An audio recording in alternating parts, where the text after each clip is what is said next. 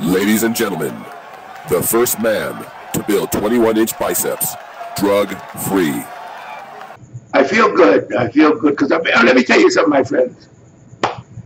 I have not been somebody that should. I'm embarrassed a little bit because I haven't been hitting it. I mean, I've been taking it easy, you know. And Kevin inspired me. I'm going to do a little something tonight. He inspired me to train because when I see guys like him, and I know, of course, it's impossible to look like him, but it inspires me not to just lay back and take it easy a little bit. You know, you guys, you younger guys don't realize that I grew up with you. I started when I was 10 years old. I know what it feels like to get 13, 14, 15, 16, 17. The surge, the omnipotence you feel. You feel that you could do anything. I remember when after I got my leg practically severed, I'm so cocky. I said, hey, Doc, how long did it take the leg? You know, after, of course, I was in the cast and all that shit. I said, how long does it take to get well? He said, well, you had severe injuries. He said, we got pins in there and all that stuff. I said, how long does it take? He said, it's going to take you at least 6 weeks. I said, I'll do it in 3. That's when I got my awakening. All kinds of complications, infections, and all that. I got away. It brought me down to earth. I was just 21, I think. Brought you right down to earth. But I'm talking about myself, and I want to ask Kevin a few questions. Kevin, when did you start training? I was fairly young. I was probably 18 when I first walked into the gym, and at the time I was in the military, so it was kind of after work. What do? You go to the gym, and I never forget. I was 5'10", 145 pounds. So I don't care how you look at it. 5'10", 145.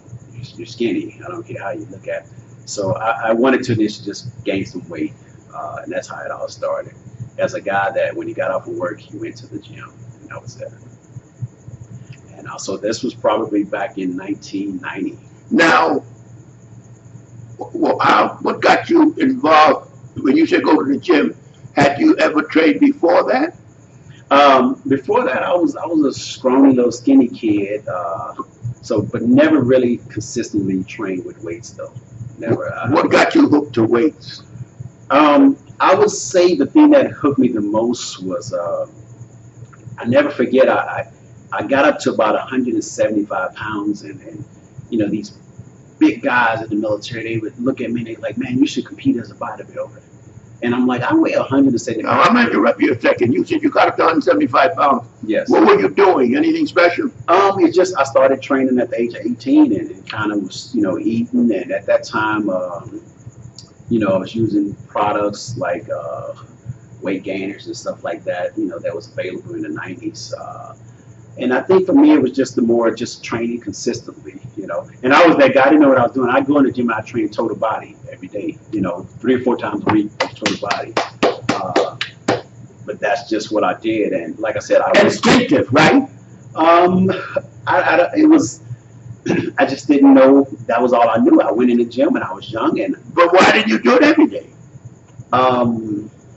Well, I knew I needed some rest. And the good thing about it is being in the military, some days you had duty and you couldn't go work out.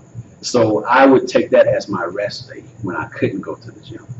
But now, when you talk about rest, did you rest scientifically or did you rest, I mean, like with the feeling that I need to rest to recover, or you just rest instinctively? What made you, because all our times we trained was every other day.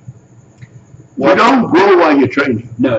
That was a huge mistake that I made because I kind of got addicted to the gym and fell in love with it. And I know my Achilles heel was I trained too much. I overtrained a lot because I fell in love with the gym. You know, you can imagine I made some progress in my physique, and I was like, it was changing my life. It was changing the way I feel, changing the way people looked at me. So I wanted to go every day. So only days I didn't go is on the days when I had to work 24 hours a day with the military, which wasn't a good thing at all. And I will admit, the best gains I ever got, I was getting ready to get deployed to Bahrain. and I was going to be working 24 hours every 3 days. So I have 2 days on, 1 day off. So I was like, okay, I can work out for 2 days, 1 day off. I left here, I was 180 pounds, and I said, you know what, I want to get up to 200 pounds while I'm over in Bahrain. And before that, I'd always train, you know, sometimes 6 days a week. But now I'm over there, I'm forced to train 2 days on, 1 day off. My goal was to go from 180 to 200. I got up to 220. I want to ask you something. When you're training 6 days a week, what did you notice in training, giving yourself time off? Did you notice any difference in your reaction of your body? With the increased time off, yeah, I feel better. I feel better, and I look better. And more urgent to go. And my muscles, I grew more training 4 days a week than 6 days a week. My body responded a lot better. You know, and like I said, I was forced into that situation, but I learned a lot from that situation of training 4 days a week. You know, when I hear you say, because I've been writing a number of videos on these guys who are knockdown dragouts, but here in the old folks' home here, I've never heard so many guys tell me I used to train. I never heard, I used to. I said, why you stop? I said, you're burnt out. You went to the gym thinking you're going to get built overnight, found out it didn't work, you stopped. Yeah. And they look at you like, how'd you know that?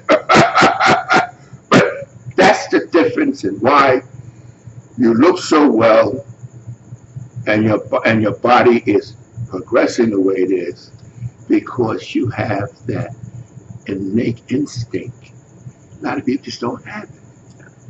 You see? And you're working on it, and you're still trying to learn, which is beautiful.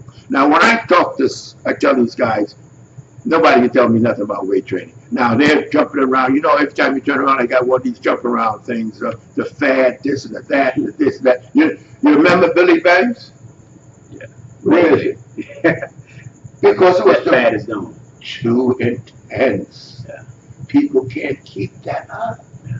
And we used to come in the store, because we had a store in California. They come in the store, I'm in the middle, I said, you waste your time. What do you mean, mister? Because I said, you're not going to keep. Oh, yes, I am. Oh, now they're coming up with all these fat. Joe, this 6 of that, 7 of that, 8. People don't have that kind of intensity. Nah, there's no longevity. It's a fad. Yeah. And they come out every day with a new burn out and slip out and all that kind of stuff. You know. So that's one of the reasons why I like talking to you, because I want to know where you come in, why you look the way you look. And the reason you look the way you look is because you still have instinct, and you're still what you call trying to maximize your body's response to what you're doing. It's beautiful. Thank you. Thank you. I mean, it's beautiful. It's a pleasure, and it's inspiring. I feel, you know, I'm inspired right now sitting here with you, Leroy, and my friend Jim. I'm inspired. And to go back to a little bit more recent events that happened, how I met Jim, I left here going to compete, and I had a layover in LA. And the whole time while I'm preparing for this show, I'm saying, this is my last show. You know, I was 42 at the time. I'm like, this is my last show, I'm done.